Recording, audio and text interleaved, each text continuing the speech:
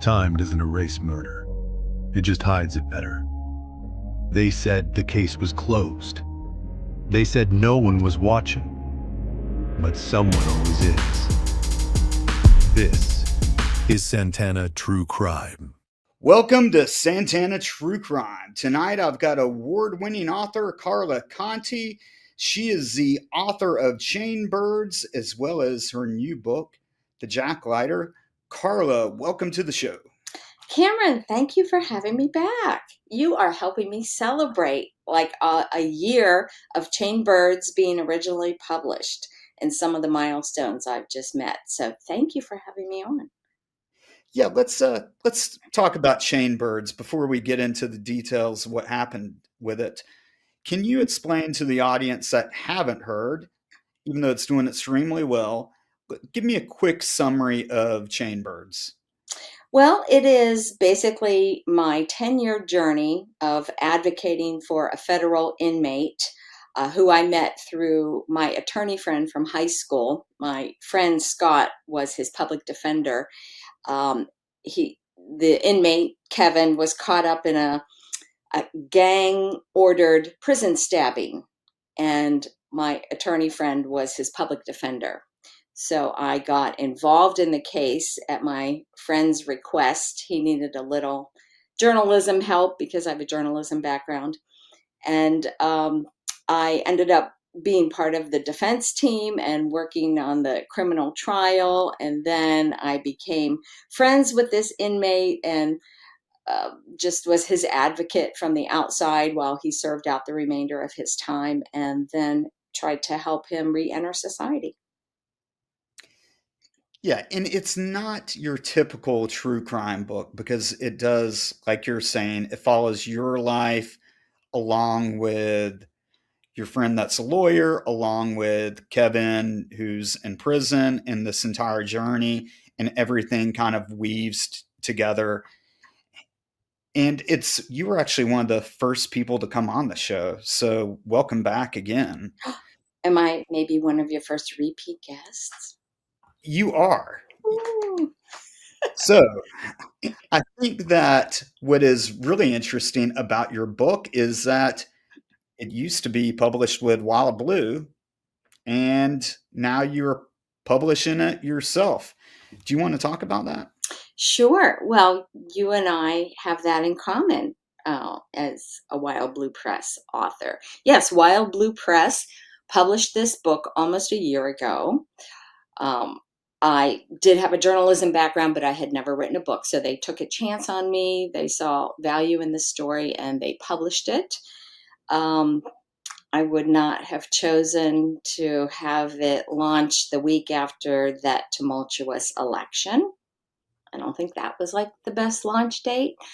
It struggled to gain footing, and you know what it's like in publishing. Even if you're with a big five press and you're a mid-list author, I mean, it's hard to get marketing push after the first, 60, maybe 90 days. So it didn't do a whole lot from a commercial standpoint, but it won a lot of awards. I mean, I got 4 top true crime awards from national and international book award programs, and a journalism award. So that was happening. I got great editorial reviews and critical acclaim, but that did not translate into sales. And what I understand now as an indie author is you gotta let people know the book exists. You can't just throw it up there on social media and expect it to gain traction. So the late spring, early summer of this year, I started wondering, could I get my rights back and see what I could do for Chain Birds? I knew it was a good story. They don't hand out these awards, for just any book. And I thought there's got to be a way to get it to find its audience, right? So, Wild Blue Press, we discussed what it would take to get the rights back. We came to an agreement, and this was not in my contract. They did not have to do this. But a lot of authors do have clauses in their contract, like if sales dip to a certain low, that's when you can kind of open up these talks. So I was in that general benchmark area where other authors tend to do this, and they made me an offer, and it was very reasonable, and I essentially got out the remainder of the production costs that hadn't been met through royalties, and I got the book back myself. That was in July. And so I decided to relaunch it with new material. I didn't want to just relaunch the same exact thing, but the inmate at the heart of the story, Kevin, is a very talented artist, and I have all kinds of artwork from him, which I described in detail throughout the story. So I went back through my collection of artwork and I scanned in all the art that was appropriate, and I put it next to the place in the story where I had described it. So there were like more than 20 photos, sketches, drawings, images that are part of the new book. So it's like a value add that I am giving the readers. And in the print version, they are black and white, but on a Kindle or a colored tablet Kindle app on an iPad or something, you can see all the images in color. So I think that's kind of neat. Plus, I'm teasing my next book at the end of it. That is very cool. And yeah, I think that what people have in mind when you're a self-published author is kind of different than reality, especially when you compare that with going with a traditional publisher. I We've only published one book, and that was through Wild Blue. And it's really nice to be able to say that you've got a publisher, but you've also got to realize that they're publishing, 100 books a year. Seems like they're coming out with one every day. And there's only so much time they're going to push you. And if it doesn't take off right away, I mean, it's usually that book that catches someone's attention is what's going to get the most focus. And that's what surprised me about it, is that in my mind, I thought this was going to be a year of marketing. And we found that it was a lot of my brother and I emailing podcasters, doing social media posts, which I still cringe at doing. I still don't like doing them, but I realize that's part of the game. It is.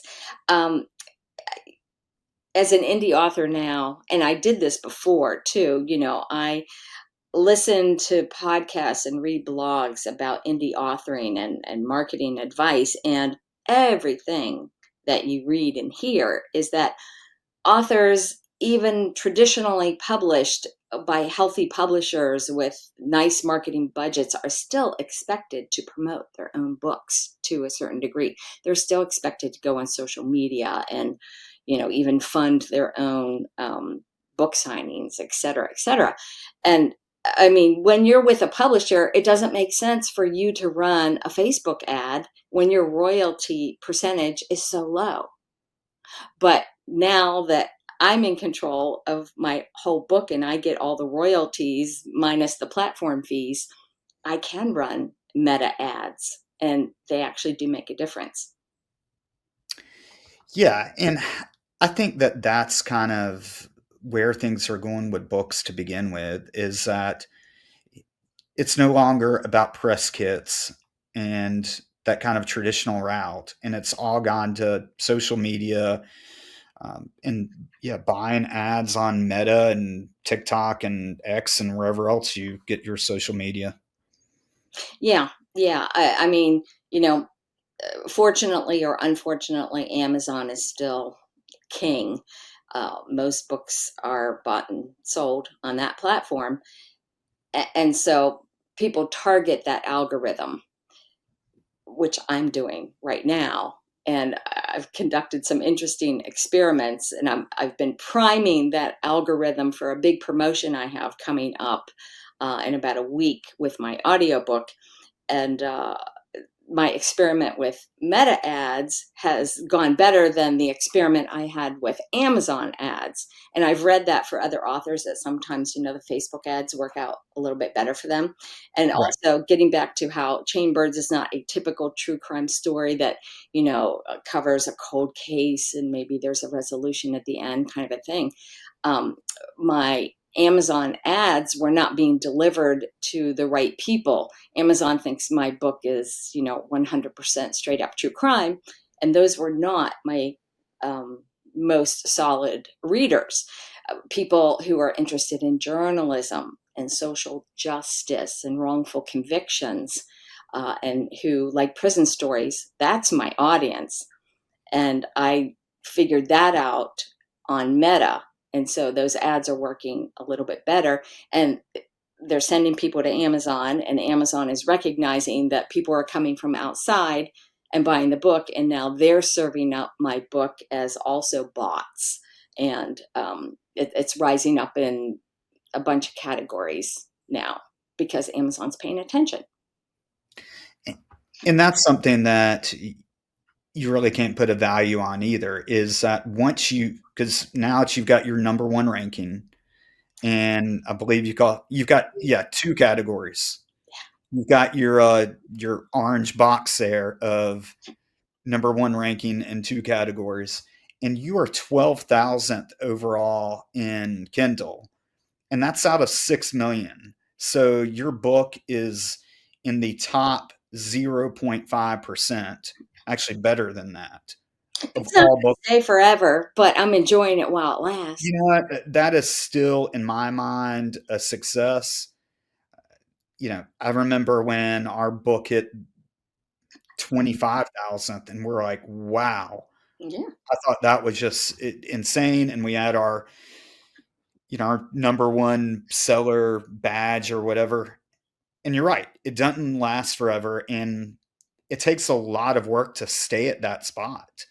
But I like of how now you figured out your path with that book.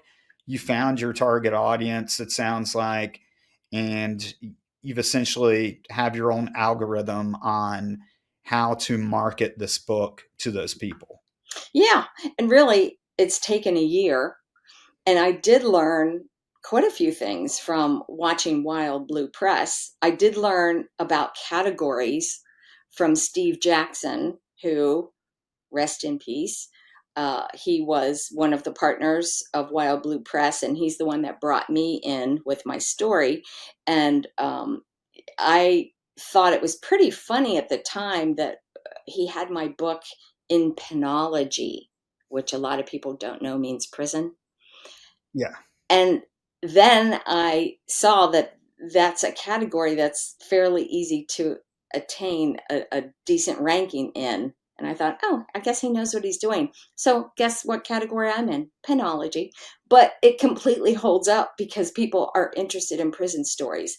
And John Grisham has a book in penology, and Brian Stevenson, the Just Mercy. So I mean, it's quite a valid category. That's got to make you feel good. I know it did with us when you see those well-known authors and you're just looking at every day or every hour in some case, like me. And you're like, oh, if I could just pass them. I And know. then when you do, it's like you Right. may not have a New York, Yeah. bestseller list tag, but hey, For you've 3 got days, people. 3 or 4 days now, I think I've outsold Grisham in either criminal procedure or penology. I can't remember which one. And I'm knocking at the door on a couple of others. Gosh, that's incredible. Well, I'm happy that you figured that out. Let's talk about this new book. You sent me a first couple chapters of the Jacklighter. When did when did you decide to go with this story? And can you give us a brief overview of the story? And we'll talk about it a little bit. Sure. Well, I actually mention this story in Chained Birds as a book that I almost got published years ago. Um, Why did I mention it in that story? I guess because I was talking about maybe publishing Chained Birds. And it wasn't my first rodeo as far as, getting an agent and shopping a book around. So years ago, uh, I had a book proposal together for what is going to be the Jacklighter. And I did get a literary agent in New York City, and he shopped it. But then we found out that St. Martin's Press was going to release their small little mass market size paperbacks on the case that I was writing about, because a People magazine reporter who had a number of true crime books to her name, uh, that was going to be her next story. So I was like, SOL. My agent said nobody's going to offer on this book. So this was the one that got away at the time. And now that I'm a published author and looking for my next book, I'm thinking, yeah, I'm going to resurrect all the boxes out of my basement, which I opened up over this last year. I've got like old video or audio cassettes and transcribed interviews and notes. And you can't see, my office looks fairly clean right now, but they're all tucked away in the corner. I have boxes of transcripts and everything. So I'm resurrecting a story that decades ago I kind of started working on, and now I can complete the circle. So we can get into what the Jacklighter is a little bit if you want. Yeah, yeah, I think that it's a fascinating case, and I know that there's been a few shows on the episode, and you sent me a one on YouTube as well, but people can check that out. But yeah, let's get into the actual story of what happened. Okay, so it starts out in the 1970s, mid 70s, and it's almost one of your basic love triangle murder stories. Oh, and here's one of the reasons, the only reason that I was involved in it then and that I'm going to do it again now, is because it takes place in Montrose, Pennsylvania, and that is where my husband grew up. It's a very tiny, charming Victorian town in Northeast PA, and my husband grew up there. And that's how I got involved in covering the story and getting to know people and using his family access to get to know some of the main characters and players. So it takes place in the mid 70s, the initial crime. There's a doctor and a lawyer, and the lawyer is married to a nurse, and the doctor and the nurse are having an affair.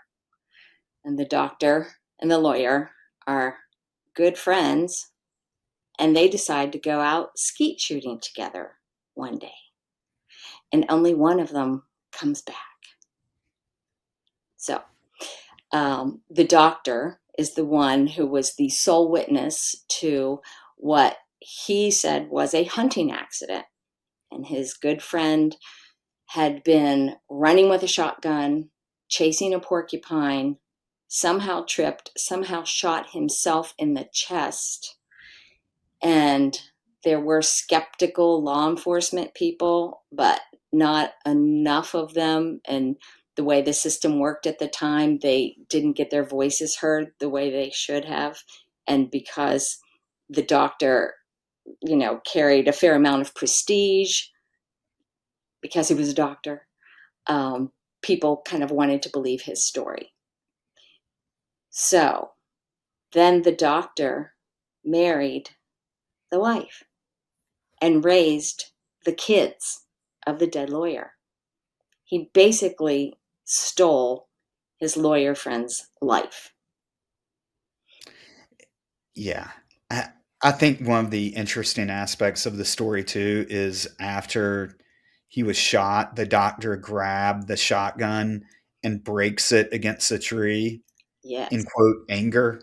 Yes, it was very Yeah, dramatic. This goddamn gun's never going to kill anybody else. And he whacked this, Winchester shotgun against a tree and broke it into 3 pieces.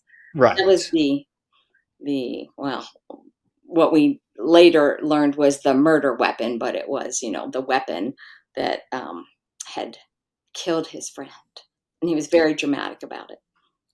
Yeah, and I don't want to spoil too many things in it, but what I like about the story is that this is a good example of, with cold cases, if you get it into the right hands and the right detectives and investigators, you can solve these cases. And this one was solved after 20 years. Yes, exactly. So the doctor and the dead lawyer's wife, they move off to North Carolina.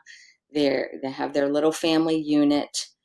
Um, and the parents of the dead lawyer waited and waited and waited until their grandchildren were young adults, and they pushed for the case to be reopened because they never believed it was an accident. They knew about the affair. The entire town knew about the affair. They were very blatant with their PDA in the hospital where they both worked, and everybody knew about it. And the parents just did not believe it was an accident. So they pushed for an investigation, and they got some local people to try to help reenact the crime.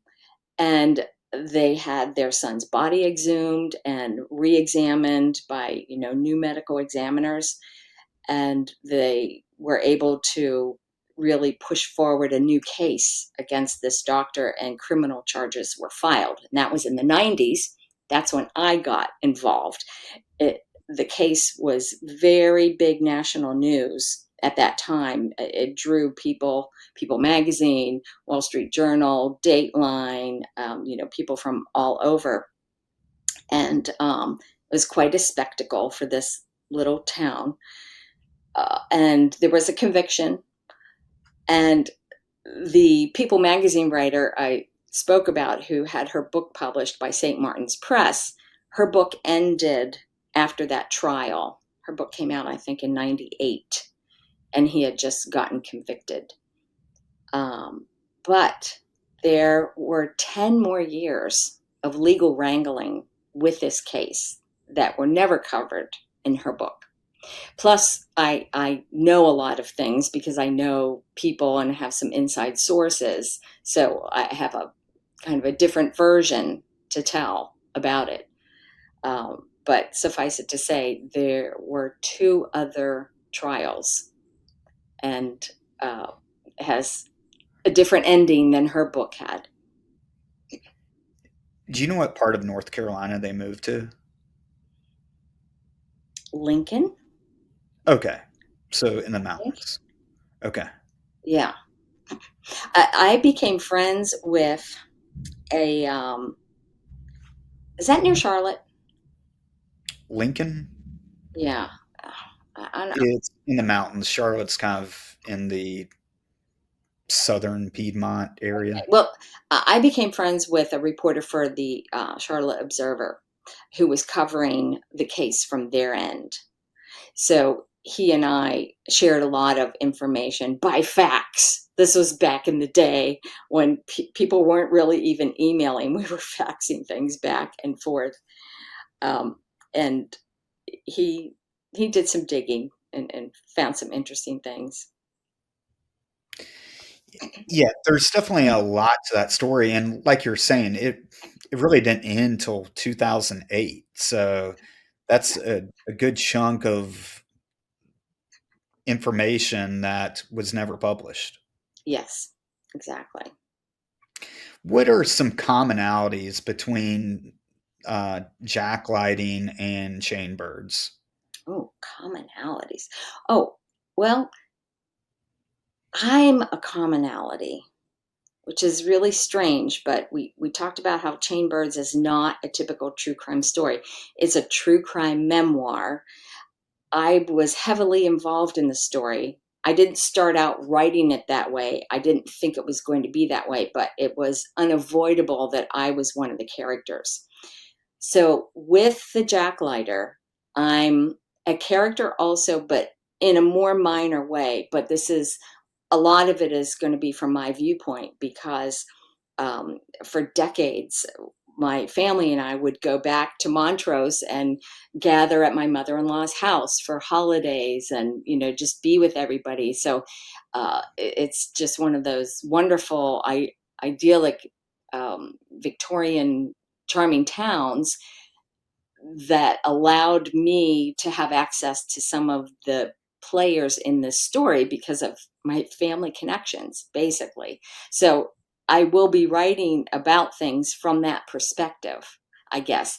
So it's my same voice, and I'm still kind of a character, but more minor in this one. But I think that's the commonality. Yeah, and for those that haven't read Chain Birds, you'll get Carla's view or her relationship with her friend who's a lawyer, and there's a lot of struggles that they go through, and then you've got these struggles with her and Kevin, the inmate that she's trying to help out, and everything kind of intertwines, as well as the political atmosphere, which caused you a lot of stress too. Yes. And it causes readers some stress also. I've had to give a trigger warning. I had the book up on Netflix right when I relaunched it. And because I had heard in some of the reviews that some people weren't crazy about reliving that tumultuous political time, and my trigger warning was basically the book discusses these kinds of things. Please approach with care. If these kind of things bother you, do not read the story. Basically, um, there's a liberal and a conservative. Guess who the liberal is? The person who's the reporter, the journalist, as typical. And my friend Scott uh, was conservative, and I guess you would call him a libertarian. And then the MAGA movement started, and he got swept up in that. And we still are polar opposites politically, but yet we were tied to each other throughout that whole time because of our, as I called it, joint custody of Kevin. We were both trying to help him get through his, uh, the trial, first of all, and the appeal, and then just help him serve out his time and then integrate into society after he was out. And it made for some challenging coordination during some really peak political moments, such as the storming of the Capitol. He was there, and I had a really hard time with that. I can laugh about it now, but it was hard at the time. Right. And I can see of how if someone's looking for a true, a true crime book where none of that is in there, how that's not going to be very appealing. But at the same time, it is a very good story and it's an interesting one.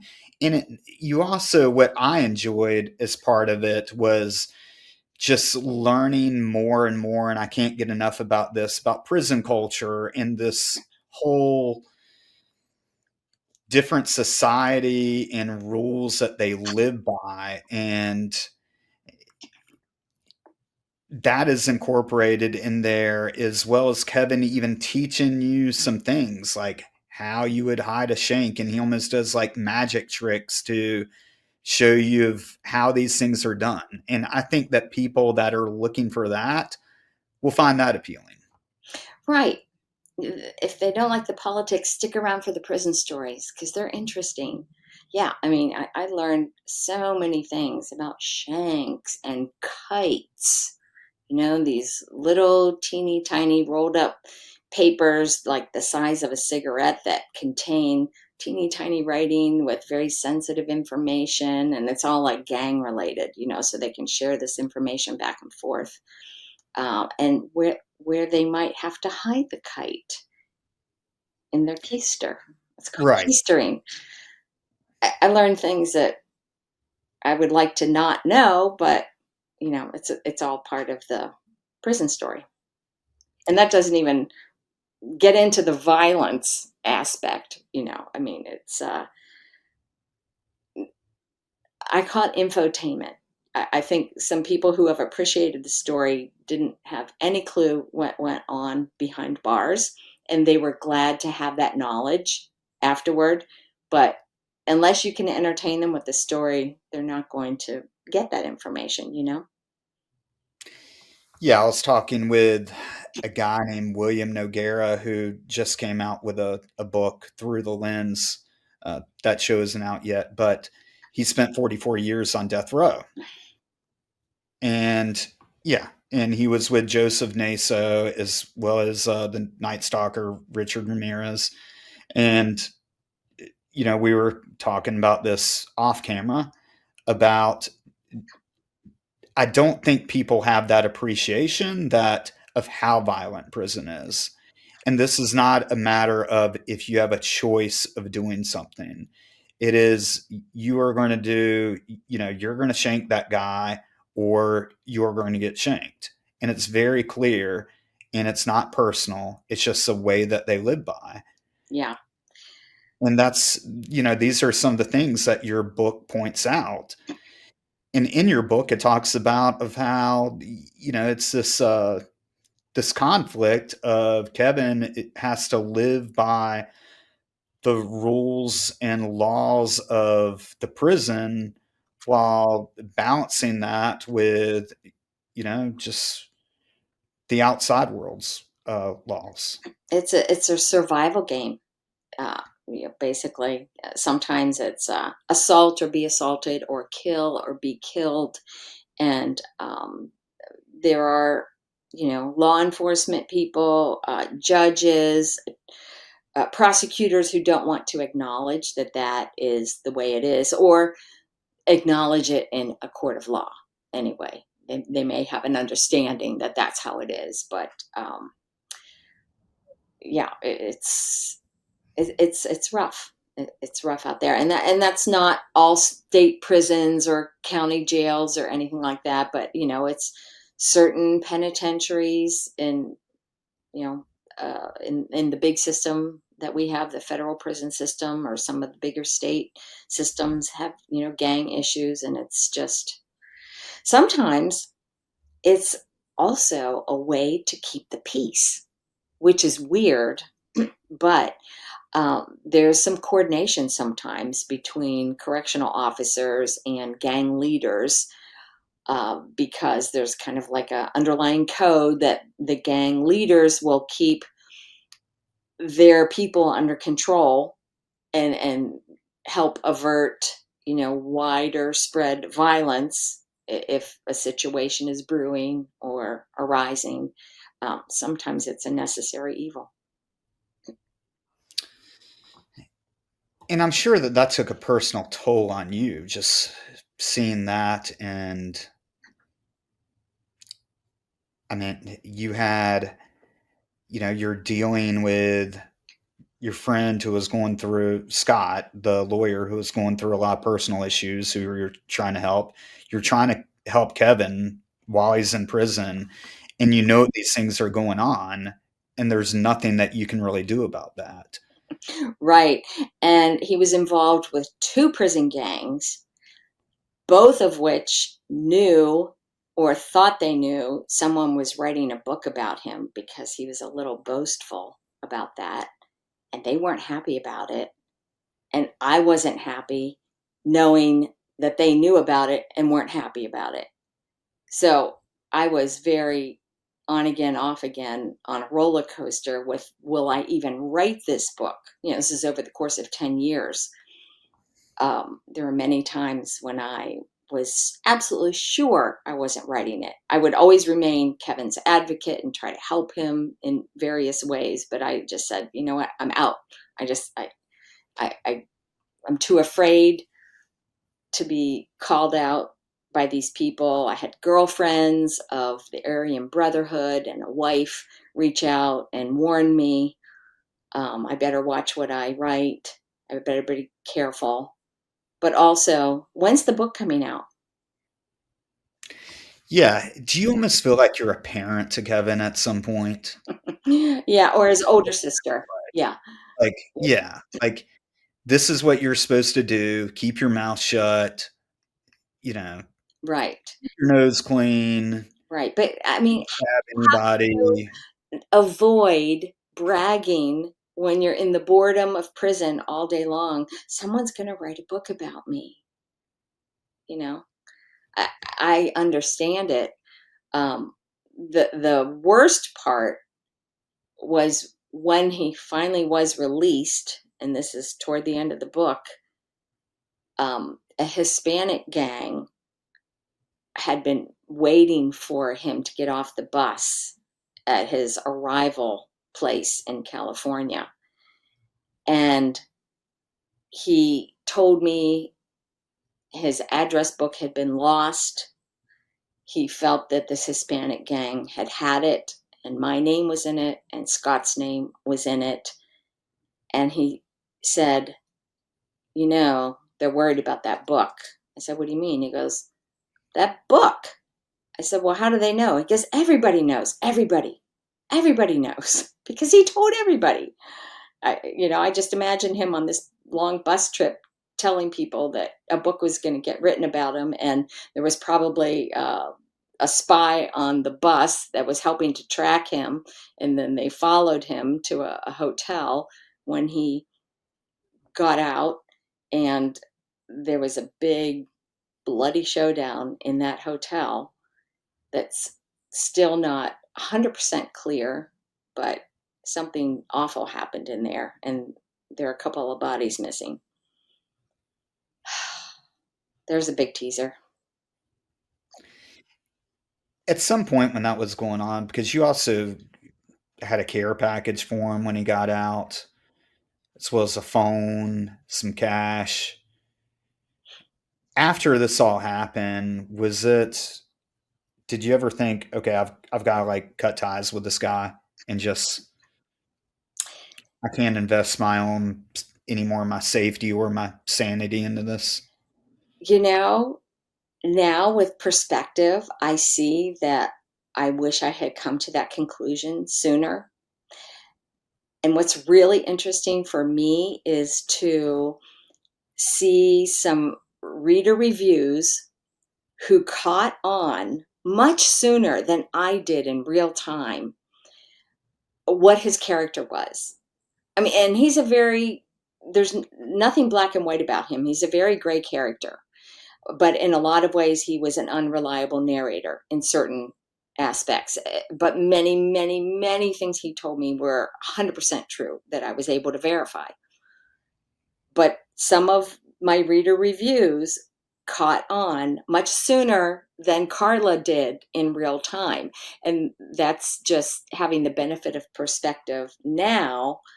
I see that I enabled him for far too long, and I was someone that he could manipulate with his stories and his sad story.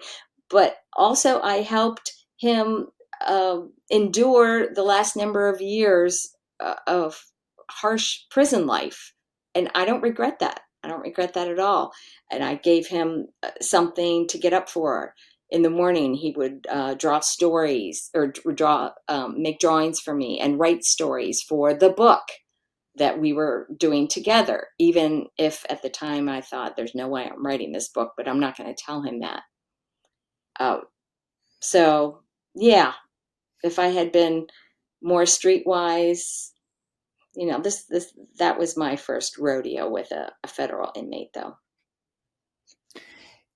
And I had the same impression when I was reading it of especially towards the end. I felt like he was taking advantage of you, and not to spoil anything, but I don't know if I bought that his narrative towards the end.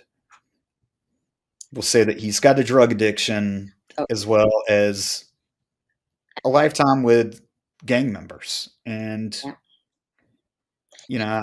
I think some Outrun of your that's past sometimes. right. And sometimes you can't overcome addiction, even if you have help and the promise of a new life and people in your life who will try to assist you. Yeah. And you think about how so many people in those circumstances had really terrible childhoods. He was one of them. and that played a role. So many things played a role, and just PTSD from being in prison under those heightened circumstances all the time, and being at prison gangs beck and call. And he had somebody tried to kill him in prison while we were covering this case because he testified on the stand. One of the a Texas Aryan Brotherhood member legitimately tried to kill him and stabbed him very close to his heart. That was in Florence, Colorado. PTSD, Yeah. lots of baggage, lots of things to overcome. Yeah. And I think that seeing someone like you trying to change one's life for the better during this whole process, and you're trying to get justice, and you're trying and trying and trying and trying to help all these people in your life, and sometimes just doesn't work out the way that you have planned it. I think those are the stories that may not be true crime, but are also interesting. And I think it's the side of true crime that is more, this is probably the worst word, but like humanizing, because I think sometimes when we're watching true crime or reading true crime, we lose the perspective that that's someone that actually got murdered. And that's someone that, you know, their family lost a loved one. When I was doing a show about Shauna Howe, we were doing, this was episode 3, I believe, of our Halloween series we did with Jason Blair, Kelly Brink, and my brother, Brian Santana. And we're discussing this case about this girl from Oil City, Pennsylvania, who is kidnapped on the Halloween night, raped and murdered via thrown off the bridge while she was still alive. And at the end of it, we were talking, and I believe it was Kelly that was like, I don't know why, but that was really depressing. I was like, it's like, well, we just talked about a 12-year-old that was thrown off a bridge. It doesn't matter if I put a jack-o'-lantern on the thumbnail. It's still, that girl lost her life. And I think that when you look at your book, that's the perspective that you have, where it's not, this is a guy that got, charged for stabbing an inmate because, he was following orders in that whole debate. You really see the nitty gritty part of prison life, as well as how that affects all the people within that circle, whether it be his lawyer or the writer that's trying to help him. And you see all that, so it becomes real. Yeah, you bring up a good point about. I listened to that episode, by the way, what you just described about the 12-year-old, and we can choose our stories that we write about. Now, you wrote about Virginia Olsen and a cold case and a terrible, awful thing that happened to her. You had Caitlin Rother on your show recently, and I got to know her this summer at Killer Nashville. And she's written lots of true crime stories, but really harrowing stories. And they have gotten to her. She is pivoting to writing thrillers now. She doesn't want to write true crime anymore. I will not pick up a story about missing or dead children. I just can't do it. Not interested. I mean, there are certain things that I know what my tolerance level for depression and sadness and gore is, and I just can't do that. That's actually one of the that's going to be part of My brother and I's next book Oh, I'm is glad you're mentioning this because I wanted to draw out whatever details you will share. What is your next so book? one of the stories we're going to cover is the murder of Brittany Locklear, Wait, who is it? Say who was again. Brittany Locklear Brittany Locklear. Okay. from Hope County, North Carolina. She was part of the Lumbee Indian tribe, Oh, okay. and she was 6 years old and going to school. Oh, And God. this is a very rural area of Hope County. So it's a bunch of farmland. Houses or trailers are about 200 yards apart. And the school bus would actually come and pick the kids up in front of their house. And so her house sat about 150 yards from the road. So her newest neighbor is like 200 yards from her, and it's like 150-foot driveway to the street. And her and her mom walk out. She was very small. She was 3'11" and 40 pounds. Oh, And she's standing there with her mom waiting for the bus. And her mom had to go to the bathroom. And her mom left her there and then went inside. And what was reported by neighbors is that a pickup truck was traveling at a high rate of speed, stops in front of Brittany, throws her in the truck. And then when her mom came out, she saw that Brittany was gone. Didn't think anything of it until the neighbors, come screaming, mm, saying that Brittany was kidnapped. A search ensues, and they end up finding Brittany a few miles away on like a country road that was used to cut between a cornfield. mm.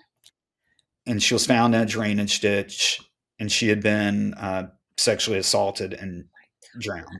How did you pick this story? So it's one that's always bothered me, and I've always thought about it. And when I left the Raleigh Police Department, I went to two small departments to work part time to maintain my certification. And I was talking with the chief, who actually I had on the show, and we covered this on Santana True Crime. And we were talking about the Virginia Olsen case, and I was telling him about it. And he used to be with the SBI, the State Bureau of Investigation. And he found it was really interesting. He said he loved to work homicides, and I asked him what part of North Carolina did he work, and he said, I worked around Hope County, Lumberton area. And I immediately asked him if he ever worked on the Brittany Locklear case, because it was one of those that I wondered why it hasn't been solved. Hmm. And his eyes lit up, and me and him just started talking. And he told me the issues with the case, as well as the work that he had done. And it's one of those that I think is solvable, but it's a big task. And I really think that what needs is the public needs to get behind it and put pressure on the Hope County Sheriff's Department as well as the SBI to reinvestigate it. Hmm. Well, and you writing a book about it will bring more awareness to it. Yeah, I hope so. And Has anyone else written a story on it? no, not to my knowledge. I think we'll be the first. Mm. I wanted to ask you about any fallout from your A Murder on Campus story about Virginia Olsen. Has that led to tips and things? Actually, it has. Tell. It's always funny how, our book comes out and we couldn't get people to come forward, and then they read it, and then they want to tell us stuff. Hmm. It's like, I wish that would have happened before we published the book. But yeah, so when the book came out, we were contacted by a member or a former member of the Asheville Police Department that worked closely on the case. And he told us that he felt that we should know what happened and what was excluded. So in our book, we put a copy of the search warrant. And in the search warrant, it said that John Revis, along with James Gore, were in the gardens that day, and that James Gore said that he pointed a girl out to John Revis. And what the SBI agent said that wrote the search warrant was that where Gore claims to have been standing when he made his observation, there's no way that he could have seen Virginia. He would have had to actually have gone down to the trail to point her out. Mhm. And the other thing that was in the search warrant was that John Revis knocked on the door of Judy Needles, which lived near him. And this occurred after the murder happened, and asked that she pray with him. But there's given no context about what he was wearing, if he said anything other in our statements. Well, what we found out was that he actually had blood all over him. And he left a bloody handprint on her wall. And so she called the police, and the police didn't come out for 2 days. And by that time, she'd already cleaned it up. And that was So, excluded from police reports? yeah, so we were And that was never not in your book then?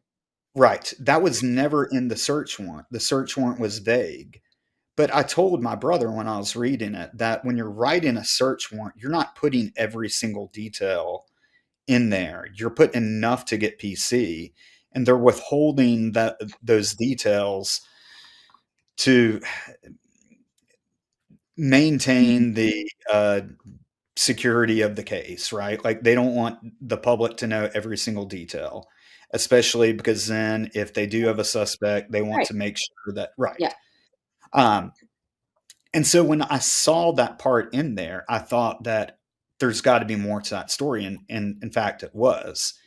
The other thing that we found interesting was that trip that they made to New Mexico to interview Revis.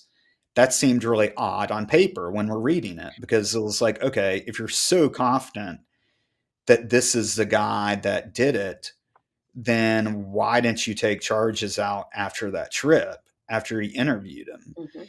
And come to find out that uh, it wasn't, they didn't just go over there and he lawyered up. He went over there, and during the interview, um, a detective asked him for hair samples. And at that point, that's when he just lost it and started ripping hairs out of his head and throwing them on the ground. And this isn't in a mental institution that this is occurring.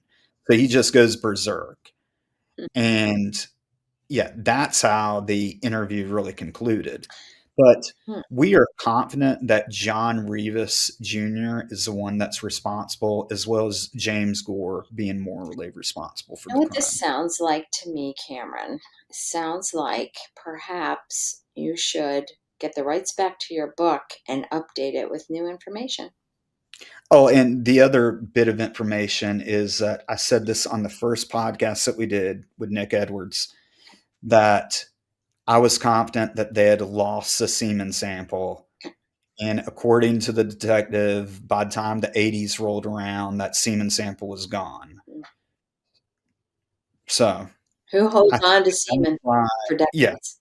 I don't know. yeah, that's why there's never been I really think that the amount of evidence that has been lost in this case is just enormous, and that's why things have not moved forward. Sure. I know for the Jacklighter, there is zero evidence left behind.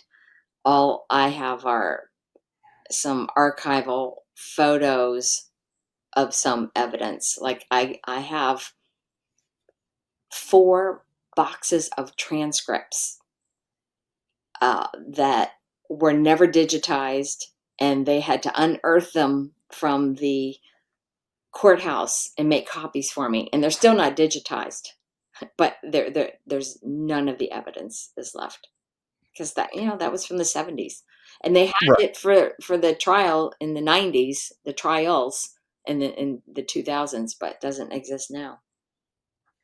Yeah. And the FBI they were the ones that reviewed the evidence again, right? Yeah. Yeah.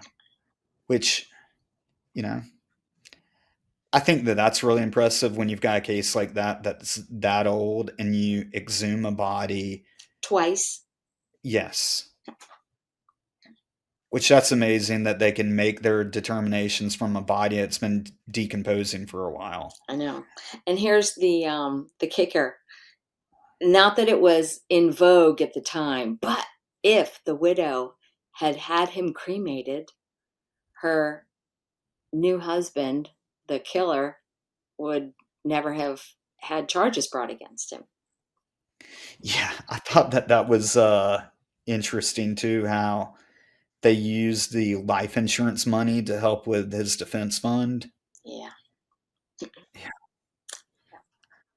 Wonder whose idea that was. Yeah. Mm. Young, impressionable adults.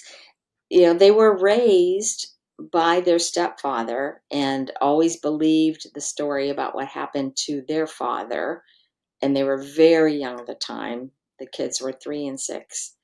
So they don't have, a lot of memories of him. And they staunchly defended him.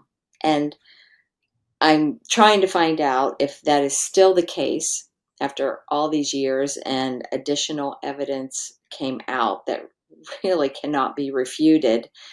Um, you know, does anybody have a new opinion of things? Would they like to reconnect with some of their relatives in Montrose, who they've been written off because they just didn't want to have anything to do with that part of the family that was prosecuting their stepfather? I mean, it's a tragic family story. Families have completely lost touch, and it would be nice if that changed, but I can't get my hopes up. Yeah, and you're absolutely right. When you grow up with this story that becomes true because it's just been told over and over, and especially of how it puts the victim in an honorable light. It's, oh, your dad had an accident. He was chasing this porcupine, and we feel bad and sympathetic towards him. You're putting him in that light where he's still respected, and so I can see of how the kids would go along with that. But yeah, it reminds me of, and this is kind of random, but if you ever watch the interviews with the Gilgo Beach uh, serial killer, Okay. his family, and his daughter is kind of on the fence about it, whether his dad is guilty or not, even though they found a dungeon in his basement with, shackles that he would hook the girls to and whatnot. Clearly, right. And that was like his private office, he called it. And the wife was still kind of like, oh, yeah, he's not guilty. He's such a great guy. This is a big misunderstanding. Yeah. It always it amazes me that you would think Cognitive it's some dissonance. right, right. But yeah, it would be. I would love to hear the kids' take on it now. Yeah. You can lead a horse to water, right? Right. Or can you? I mean, can you even force them to absorb new information, or the new information that was new a couple decades ago? If they don't want to be bothered and just want to wish that part of their life away, or what can you do? And also his wife going along with it for 20 something years. Yeah. I feel like she needs to get a charge or two as well. It's Right. like, I mean, how well do a husband and wife know each other? Are you telling me there was never any pillow talk about what really happened out in the woods with those shotguns and skeet shooting? Yeah. I mean, Well, right. And they'd been having a long-term affair by this point as well. So I'm sure that they're not holding back as far as what they're thinking. what are the chances she's going to tell me her thoughts? I'd say Yeah, slim to none, but I'm going to try. I was going to say, you need to take a Of shot. course. Take a shot at the kids too. And if they want to come on the show and talk about it, they're more than welcome. Hey, I You know, will, we I can do will it on here. extend that offer to them. Yeah, you know what? Sweeten the Tell me deal. back on telling you, come on the show and we'll talk all about it. We can get the wife on as well. Oh, yeah, Have she's a round table. definitely gonna wanna go. I'll tell you, one of my sisters-in-law is in the same graduating class as her, and she didn't show up for the reunion this year in Montrose. Can you believe it? Shocking. I know. Yeah. I don't know why. Well, when is this book going to actually come out? Oh, generically in 2026 sometime, basically whenever I can get it together. Okay. But at least I put a year on it, and I'm aiming for late summer or early fall. Okay. Well, when that happens, make sure you come back on the show. Sure, maybe you could be my first. Yeah, absolutely. I'd love to be here first. That would be great. And, uh, I'll send you an advanced copy. yeah. Hey, I would love to have that. And then Shane Birds, you're going to continue to kill that. You figured out the algorithm. For now. I think this was very helpful for aspiring authors and maybe current authors too, just to be able to, weigh the advantages and disadvantages of being with a publishing company and, doing it the self-publishing way. Yeah.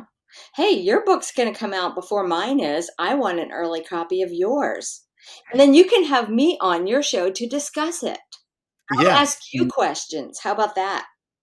We're going to try to pump this thing out by February. Okay. So, we'll see. Okay. But, you know, that is a Title? Do you wish. have a working title? That's one of the things on the checklist. Okay. Can I tell you how you can brainstorm a great title? Feed the information into an AI. You can Oh, pick absolutely. Yeah. Claude or Gemini or Copilot or any of these free ones and have it spitball out some titles and subtitles. It's a great starting point. Some of them are crap, but there might be a gem in there, or you can combine a couple of things. You know what we could do with that is I'll put them on Santana True Crime on Instagram, Have which people people vote. can go and follow me. Vote for. And Yeah, we'll do a poll. pick your top three, Yeah, and have your yeah. friends decide. We'll let the viewers choose the title. I think that'd be But wait a fun. minute, that's not good enough. You have to start thinking about marketing right now. You need to get some keywords in that subtitle. And that's how AI can really help you come up with a winning subtitle to prime those algorithms. I mean, it's terrible that this is how it has to be, but it is. So don't let your fans just pick any old thing. Give them three really good ones that AI primed you with. I think your next book is going to be the Carla Conti method. A hacking AI and Self, algorithms.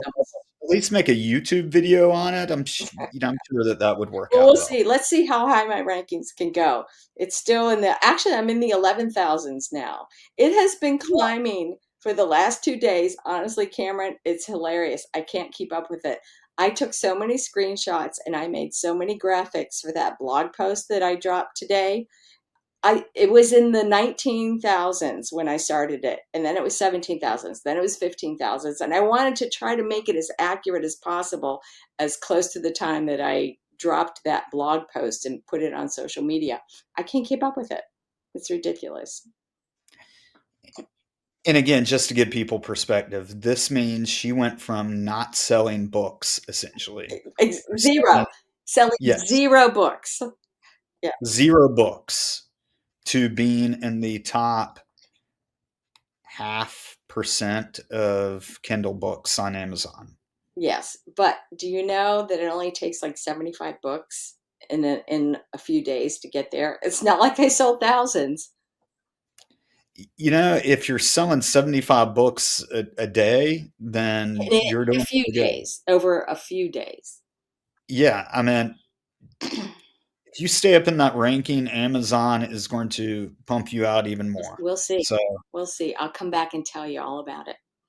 well, I wish you the best of luck. Where can people find you, Carla? Okay, so I am everywhere at Carla Jean Conti. That's my blog, all my socials, my newsletter. Sign up for my newsletter, and then you can find out when the Jacklighter is coming out. And also, you can get a copy of Chainbirds right now on Amazon. You've got an Audible and Kindle version as well.